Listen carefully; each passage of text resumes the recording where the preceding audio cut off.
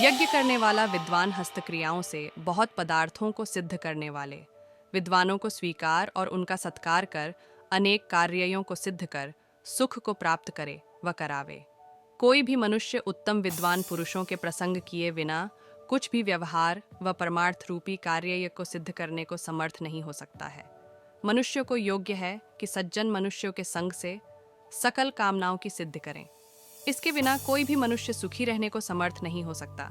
जैसे अपने लड्ढकों को सुख संपादक, उन पर कृपा करने वाला पिता, स्वमित्रों को सुख देने वाला मित्र और विद्यार्थियों को विद्या देने वाला विद्वान अनुकूल वृत्तता है, वैसे ही सब मनुष्य सबके उपकार के लिए अच्छे प्रकार निरंतर यत्न करें। ऐसा ईश्वर का उपदेश है। जैसे सभ्यता पूर्वक सभा चतुर मनुष्य सभा में वृत्ते, वैसे ही सब मनुष्यों को सब दिन वृत्तना चाहिए। मनुष्यों को उचित है कि सब मनुष्यों में मित्रता रखकर उत्तम शिक्षा और विद्या को पढ़ सुन और विचार के विद्वान होवें। इस संसार में जितने प्रत्यक्ष व अप्रत्यक्ष पदार्थ हैं, वे सब अनादि अति विस्तार वाले कारण से उत्पन्न हैं।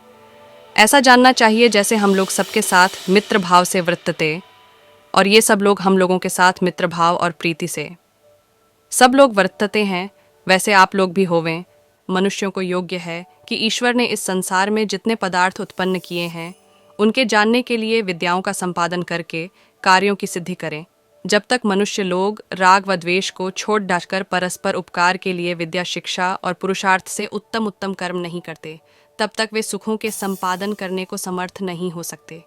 इसलिए सबको योग्य है कि परमेश्वर की आज्ञा में वृत्तमान होकर सबका कल्याण करें। मनुष्यों को योग्य है कि अपने संतानों को निम्नलिखित ज्ञान कार्य में युक्त करें। जो कारण रूप नित्य अग्नि है, उससे ईश्वर की रचना में बिजुली आदि कार्य रूप पदार्थ सिद्ध होते हैं। फिर उनसे जो सब जीवों के अन्न को पचाने वाले अग्नि के समान अनेक पदार्थ उत्पन्न होते हैं, उन सब अग्नियों को कारण रूप ही अग्नि धारण करता है। जितने अग्नि के कार्य हैं, वे वायु के निमित्त ही प्रसिद्ध होते हैं। उन सबको पदार्थ धारण करते हैं। अग्नि और वायु के बिना कभी किसी पदार्थ का धारण नहीं हो सकता है। इत्यादि पहले सूक्त में वरुण के अर्थ के अनुषंगी अर्थात सहायक अग्नि शब्द के इस सूक्त में प्रतिपादन करने से पिछले सूक्त के अर्थ के साथ इस 26वें सूक्त के अर्थ की संगति जाननी चाहिए।